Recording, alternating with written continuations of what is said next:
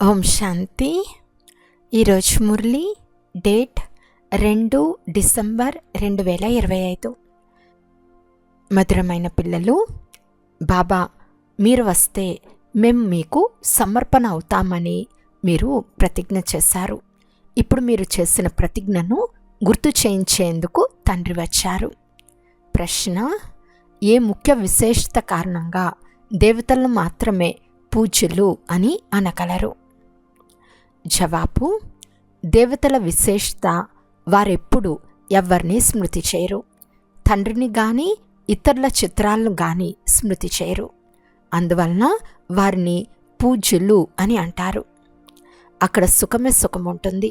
అందువలన ఎవరిని స్మృతి చేసే అవసరం ఉండదు. ఇప్పుడు మీరు ఒక్క తండ్రి స్మృతి ద్వారా ఇటువంటి పూజ్యులుగా పావనంగా అవుతారు. తర్వాత మీరు స్మృతి చేసే అవసరమే ఉండదు. ఓం శాంతి. మధురాతి మధురమైన ఆత్మిక పిల్లలు ఇప్పుడు రుహానీ ఆత్మలని అనరు. రూహ్ అన్న ఆత్మ అన్న ఒకటే. ఆత్మిక పిల్లలకు తండ్రి అర్థం చేయిస్తున్నారు. ఇంతకుముందు ఎప్పుడూ ఆత్మలకు పరంపిత పరమాత్మ జ్ఞానం ఇవ్వలేదు. తండ్రి స్వయంగా చెప్తున్నారు, నేను కల్పంలో ఒకసారి మాత్రమే కల్పం యొక్క పురుషోత్తమ సంగం యుగంలో వస్తాను. ఈ విధంగా ఎవరూ చెప్పలేరు. మొత్తం కల్పంలో సంగం యుగంలో తప్ప మరెప్పుడు స్వయంగా తండ్రి రానేరారు. తండ్రి సంగం యుగంలో మాత్రమే భక్తి పూర్తి అయినప్పుడు వచ్చి కూర్చుని పిల్లలకు జ్ఞానమిస్తారు. స్వయాన్ని ఆత్మగా భావించి తండ్రిని స్మృతి చేయండి. ఇది చాలామంది పిల్లలకు చాలా కష్టం అనిపిస్తుంది. నిజానికి ఇది చాలా సులభం, కానీ బుద్ధిలో సరిగ్గా కూర్చోదు. అందువలన మాటి మాటికి తెలుపుతూ ఉంటాను. తెలుపుతూ ఉన్నా అర్థం చేసుకోరు. పాఠశాలలో టీచర్ 12 మాసాలు చదువు చెప్తూనే ఉంటారు, కానీ కొంతమంది ఫెయిల్ అవుతూ ఉంటారు. ఈ అనంతమైన తండ్రి కూడా పిల్లలకు ప్రతిరోజు చదివిస్తూనే ఉంటారు. అయినా కొంతమందికి దారుణ అవుతుంది, కొంతమంది మర్చిపోతారు. ముఖ్యమైనది స్వయాన్ని ఆత్మగా భావించి తండ్రిని స్మృతి చేయండి. తండ్రి అంటున్నారు, నన్నొక్కరిని మాత్రమే స్మృతి చేయండి. ఇతర మనుషులెవ్వరూ ఇలా చెప్పలేరు. తండ్రి అంటున్నారు, నేను ఒక్కసారి మాత్రమే వస్తాను. ఒక్కసారి మాత్రమే కల్పం తర్వాత సంగం యుగంలోనే పిల్లలైన మీకు మాత్రమే అర్థం చేయిస్తాను. ఈ జ్ఞానాన్ని మీరు మాత్రమే ప్రాప్తి చేసుకుంటారు. ఇతరులెవ్వరూ తీసుకోరు. ప్రజాపిత బ్రహ్మ ముఖవంశావళి బ్రాహ్మణులైన మీరు మాత్రమే ఈ జ్ఞానాన్ని అర్థం చేసుకుంటారు. కల్పకృతం కూడా తండ్రి ఈ జ్ఞానాన్ని సంగం యుగంలో వినిపించారని మీకు తెలుసు. బ్రాహ్మణులైన మీకు మాత్రమే ఈ పాత్ర ఉంది.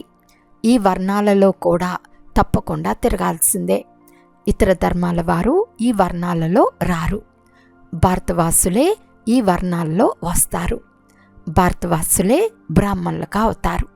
అందుకే తండ్రి భారతదేశంలోనే రావాల్సి వస్తుంది. మీరు ప్రజాపిత బ్రహ్మ ముఖవంశావళి బ్రాహ్మణులు. బ్రాహ్మణుల తర్వాత దేవతలు, ఆ తర్వాత క్షత్రియులు. క్షత్రియులుగా ఎవ్వరూ తయారవ్వరు. మిమ్మల్ని అయితే బ్రాహ్మణులుగా తయారు చేస్తారు. తర్వాత మీరు దేవతలుగా అవుతారు. వారే మళ్ళీ నెమ్మదిగా కళ్ళు తగ్గినప్పుడు క్షత్రియులుగా అవుతారు. క్షత్రియులుగా ఆటోమేటిక్గా అవుతారు. తండ్రి అయితే వచ్చి బ్రాహ్మణులుగా తయారు చేస్తారు. బ్రాహ్మణులే దేవతలు, వారే క్షత్రియులుగా అవుతారు. ఈ 3 ధర్మాలను ఒక్క తండ్రే ఇప్పుడు స్థాపన చేస్తారు. సత్య త్రేతాయుగాలలో మళ్ళీ వస్తారని కాదు. మనుషులకు అర్థం కానందున సత్య త్రేతాయుగాలలో కూడా వస్తారని అంటారు. తండ్రి అంటున్నారు, నేను ప్రతి యుగంలో రాను. నేను వచ్చేది కల్పానికి ఒక్కసారి మాత్రమే. కల్పం యొక్క సంగం యుగంలోనే మిమ్మల్ని నేను ప్రజాపిత బ్రహ్మ ద్వారా బ్రాహ్మణులుగా చేస్తాను. నేను పరంధామం నుండి వస్తాను. అయితే బ్రహ్మ ఎక్కడి నుండి వస్తాడు? బ్రహ్మ 84 జన్మలు తీసుకుంటాడు.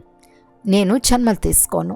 బ్రహ్మ సరస్వతులే విష్ణు 2 రూపాలుగా అనగా లక్ష్మీనారాయణులుగా అవుతారు. వారే 84 జన్మలు తీసుకుంటారు.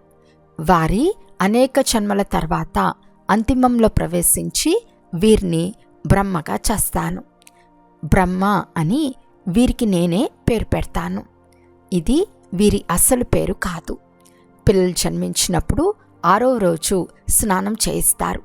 జన్మదినాన్ని ఆచరిస్తారు. వీరి జాతకంలోని పేరు లేఖ్రాజ్. అది బాల్యంలోని పేరు. ఇప్పుడు సంగం యుగంలో వీరిలో తండ్రి ప్రవేశించినప్పుడు వీరి పేరు మార్చివేశారు. అది కూడా వీరు వానప్రస్థ అవస్థలో ఉన్నప్పుడు పేరు మారుస్తాను. ఆ సన్యాసులు ఇల్లు వాకిళ్ళు వదిలి వెళ్ళినప్పుడు పేరు మారిపోతుంది. వీరు ఇంట్లోనే ఉన్నారు. వీరి పేరు బ్రహ్మగా మార్చాను. ఎందుకంటే బ్రాహ్మణులు కావాలి కదా. మిమ్మల్ని తనవారిగా చేసుకుని పవిత్ర బ్రాహ్మణులుగా తయారు చేస్తారు. మీరు పవిత్రంగా తయారు చేయబడతారు. అంతేగాని మీరు జన్మించినప్పటి నుండే పవిత్రంగా లేరు. పవిత్రంగా అయ్యేందుకు మీకు శిక్షణ లభిస్తుంది. పవిత్రంగా ఎలా అవ్వాలి, అదే ముఖ్యమైన విషయము. భక్తి మార్గంలో ఒక్కరు కూడా పూజ్యులుగా అవ్వలేరని మీకు తెలుసు. మనుషులు, గురువులు మొదలైన వారికి తల వంచి నమస్కరిస్తారు. ఎందుకంటే వారు ఇల్లు వాకిళ్ళు వదిలి పవిత్రంగా ఉంటారు. కానీ వారిని పూజ్యులు అని అనరు. పూజ్యులు అనగా ఎవరిని స్మృతి చేయనివారు. సన్యాసులు బ్రహ్మతత్వంను స్మృతి చేస్తారు కదా, ప్రార్థన చేస్తారు. సత్యుగంలో ఎవరిని స్మృతి చేయరు. ఇప్పుడు తండ్రి అంటున్నారు, మీరు ఒక్కరిని మాత్రమే స్మృతి చేయాలి. అది భక్తి మార్గం. మీ ఆత్మ కూడా గుప్తంగా ఉంది. ఆత్మ అంటే ఏమిటో యథార్థంగా ఎవరికీ తెలియదు. సత్యత్రేతాయుగాలలో కూడా శరీరదారులు తమ పేర్లతో పాత్రను అభినయిస్తారు. పేరు లేకుండా పాత్రను ఎలా చేస్తారు? ఎక్కడున్నా శరీరానికి పేరు ఉంచబడుతుంది. పేరు లేకుండా పాత్రను ఎలా అభినయిస్తారు? కావున తండ్రి అంటున్నారు, ఆత్మ భక్తి మార్గంలో ఉన్నప్పుడు మీరు వస్తే మిమ్మల్ని ఒక్కరినే మా వారిగా చేసుకుంటాము. ఇతరులను ఎవ్వరినీ కోరము. నేను మీ వారిగానే అవుతానని అంటుంది. భక్తి మార్గంలో ఉన్న దేహదారులను, దేహాలకు పేర్లున్న వారిని పూజించము. మీరు వస్తే మీ ఒక్కరికే సమర్పణ అవుతాము అని మహిమ చేస్తారు. అయితే ఎప్పుడు వస్తారు? ఈ విషయం ఎవరికీ తెలియదు. అనేక దేహదారులను, నామదారులను పూజిస్తూ ఉంటారు. అర్ధకల్పం భక్తి పూర్తి అయినప్పుడు తండ్రి వస్తారు. ఇప్పుడు తండ్రి వచ్చి మీరు జన్మ జన్మలుగా ఒక్క మిమ్మల్ని తప్ప మరెవ్వరినీ స్మృతి చేయమని అన్నారు. మా దేహాన్ని కూడా స్మృతి చేయమని అంటూ వచ్చారు. కానీ నేనెవరో తెలియకుండా ఉంటే నన్ను మీరెలా స్మృతి చేస్తారు? ఇప్పుడు తండ్రి కూర్చుని పిల్లలకు తెలియచేస్తున్నారు. మధురమైన పిల్లలు, స్వయాన్ని ఆత్మగా భావించి తండ్రిని స్మృతి చేయండి. తండ్రి ఒక్కరు మాత్రమే పతిత పావనులు. వారిని స్మృతి చేసినందున మీరు పావనంగా, సతోప్రధానంగా అవుతారు. సత్యత్రేతాయుగాలలో భక్తి ఉండదు. మీరు ఎవరిని స్మృతి చేయరు. తండ్రిని కానీ చిత్రాలను కానీ స్మృతి చేయరు. అక్కడ సుఖమే సుఖం ఉంటుంది. తండ్రి అర్థం చేయిస్తున్నారు, మీరు ఎంత దగ్గరకు వస్తూ ఉంటారో అంత కర్మాతీత అవస్థ అవుతూ ఉంటుంది. సత్యుగంలో, నూతన ప్రపంచంలో, నూతన గృహంలో సంతోషం కూడా చాలా ఉంటుంది. తర్వాత 25% పాతదవుతూనే స్వర్గాన్ని మర్చిపోయినట్లు అవుతుంది. తండ్రి అంటున్నారు, మీ వారిగానే అవుతాము, మీతోనే వింటాము అని గానం చేశారు.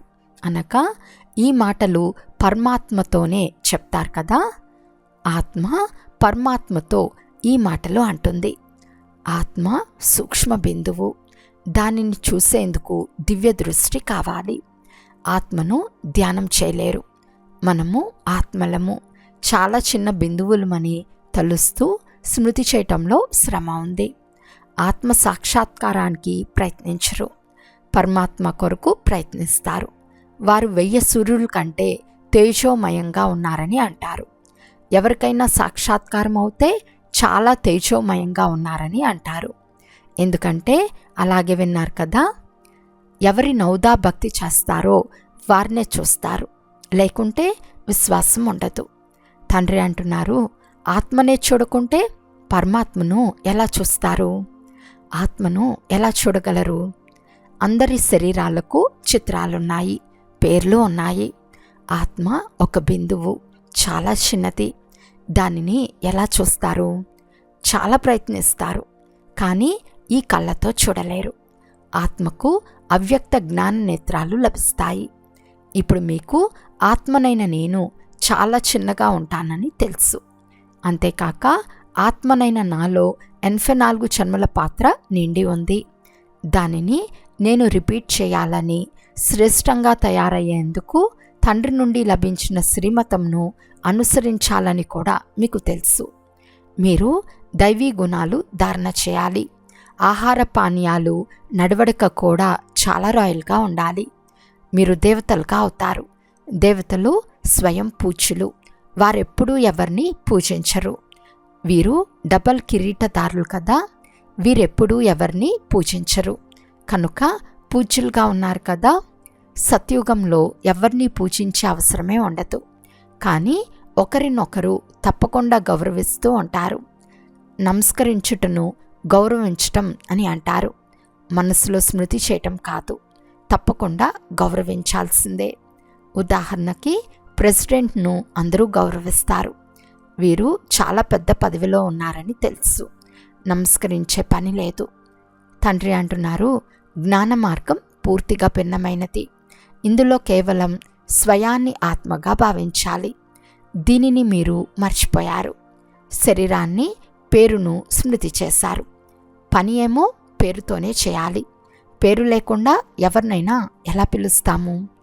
మీరు శరీరాలు ధరించి పాత్ర చేస్తూ ఉన్న బుద్ధితో శివబాబానే స్మృతి చేయాలి. కృష్ణుని భక్తులు కృష్ణుణ్ణే స్మృతి చేయాలని భావిస్తారు. ఎక్కడ చూసినా కృష్ణుడే కృష్ణుడు అని అంటారు.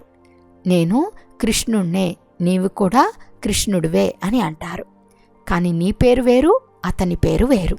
అందరూ కృష్ణులే ఎలా అవుతారు? అందరి పేరు కృష్ణుడు ఎలా అవుతుంది? నోటికి ఏది తోస్తే అది అంటూ ఉంటారు. ఇప్పుడు తండ్రి అంటున్నారు, భక్తి మార్గంలోని చిత్రాలన్నీ మర్చి ఒక్క తండ్రినే స్మృతి చేయండి. చిత్రాలనైతే మీరు పతిత పావన్లు అని అనరు. హనుమంతుడు మొదలైన వారు పతిత పావన్లు కాదు. అనేక చిత్రాలున్నాయి, కానీ పతిత పావన్లు ఒక్కరు కూడా లేరు. శరీరం ఉన్న ఏ దేవీని కానీ మొదలైన వారెవ్వరిని కానీ పతిత పావన్లు అని అనరు. 6-8 భుజాల గల దేవీలను మొదలైన వారిని వారి వారి బుద్ధికి తోచినట్లు తయారు చేస్తారు, కానీ వారెవరో ఎవరికి తెలియదు. ఈ పతిత పావన తండ్రి పిల్లలే అని తండ్రికి సహాయకారులని ఎవరికి తెలియదు. మీ రూపమేమో సాధారణంగానే ఉంటుంది. ఈ శరీరం అయితే వినాశనమైపోతుంది. మీ చిత్రాలు మొదలైనవేవీ ఉండవు. ఇవన్నీ సమాప్తమైపోతాయి. వాస్తవానికి దేవీలు మీరే. పేర్లు కూడా సీతాదేవి, ఫలానాదేవి అని ఉంటాయి. రామదేవత అని అనరు. ఫలానా దేవీలు లేక శ్రీమతి అని అంటారు. అవి కూడా తప్పే అవుతుంది. ఇప్పుడు పావనంగా అయ్యేందుకు పురుషార్థం చేయాలి. పతితుల నుండి పావనంగా చేయమని కూడా మీరంటారు. లక్ష్మీనారాయణులుగా చేయమని అన్నారు. పతితుల నుండి పావనంగా చేసేది కూడా తండ్రే. నరుని నుండి నారాయణునిగా కూడా వారే చేస్తారు. నిరాకారుడైన వారిని పతిత పావనుడు అని అంటారు. సత్యనారాయణ కథను వినిపించేవారు వేరుగా చూపించారు. బాబా సత్యనారాయణ కథను వినిపించి అమరులుగా చేయమని, నరుని నుండి నారాయణునిగా తయారు చేయమని అన్నారు. కేవలం మీరు వచ్చి పావనంగా చేయమని అంటారు. బాబానే సత్యనారాయణ కథను వినిపించి పావనంగా చేస్తారు. మీరు మళ్ళీ సత్యమైన కథను ఇతరులకు వినిపిస్తారు. ఇతరులెవ్వరికీ తెలియదు, మీకు మాత్రమే తెలుసు. భలే మీ ఇంట్లో బంధుమిత్రులు, సోదరులు మొదలైన వారున్నా వారికి కూడా అర్థం కాదు. అచ్చా, మధురాతి మధురమైన అపురూపమైన పిల్లలకు మాతాపిత బాప్ తాతాల ప్రియ స్మృతులు మరియు గుడ్ మార్నింగ్. ఆత్మీక పిల్లలకు ఆత్మీక తండ్రి నమస్తే. ఆత్మీక తండ్రికి ఆత్మీక పిల్లల యొక్క ప్రియ స్మృతులు మరియు నమస్తే నమస్తే నమస్తే. ధారణ కొరకు ముఖ్య సారము. ఫస్ట్ పాయింట్, స్వయాన్ని శ్రేష్టంగా తయారు చేసుకునేందుకు తండ్రి శ్రీమతంను అనుసరించాలి. దైవీ గుణాలు ధారణ చేయాలి. మీ ఆహార పానీయాలు, నడవడిక అన్నీ రాయల్గా ఉండాలి. సెకండ్ పాయింట్, పరస్పరం ఒకరినొకరు స్మృతి చేరాదు, కానీ తప్పకుండా గౌరవించాలి. పావనంగా అయ్యేందుకు పురుషార్థం చేయించాలి. ఈరోజు వరదానము: నీరస వాతావరణంలో సంతోషపు మెరుపును అనుభవం చేయించే ఎవర్ హ్యాపీ భవ. ఎవర్ హ్యాపీ అనగా సదా సంతోషంగా ఉండే వరదానం ఏ పిల్లలకైతే ప్రాప్తించిందో వారు దుఃఖపు ఆటలను ఉత్పన్నం చేసే వాతావరణంలో, నీరస వాతావరణంలో, అప్రాప్తిని అనుభవం చేయించే వాతావరణంలో కూడా సదా సంతోషంగా ఉంటారు. అంతేకాక తమ సంతోషపు మెరుపుతో దుఃఖం మరియు ఉదాసీన వాతావరణాన్ని, సూర్యుడు అంధకారాన్ని పరివర్తన చేసేస్తారు. అంధకారం మధ్యలో వెలుగు నింపటం, అశాంతిలో శాంతి తీసుకురావటం, నీరస వాతావరణంలో సంతోషపు మెరుపు తీసుకురావటం, దీనినే ఎవర్ హ్యాపీ అని అంటారు. వర్తమాన సమయంలో ఇటువంటి సేవ చాలా అవసరం. స్లోగన్: ఎవరినైతే ఎలాంటి శారీరక ఆకర్షణ తన వైపు ఆకర్షించదో వారే అశరీరులు. అవ్యక్త సూచన: ఇప్పుడు సంపన్నంగా లేక కర్మాతీతంగా అవ్వాలనే తపనలో ఉండాలి. కర్మాతీతము అనగా కర్మ నుండి అతీతంగా అవ్వటమని కాదు, కర్మ నుండి భిన్నం కాదు, కానీ కర్మ బంధనంలో చిక్కుకుపోవటం నుండి భిన్నము. దీనినే కర్మాతీతము అని అంటారు. కర్మయోగి స్థితి కర్మాతీత స్థితిని అనుభవం చేయిస్తుంది. ఈ కర్మయోగి స్థితి చాలా ప్రియమైన మరియు అతీతమైన స్థితి. ఈ స్థితి ద్వారా శ్రమతో కూడిన ఎంత పెద్ద కార్యమైనా ఉండవచ్చు, కానీ పని చేయటం లేదు, కానీ ఆట ఆడుతున్నామని అనిపిస్తుంది. అచ్చా, ఓం శాంతి.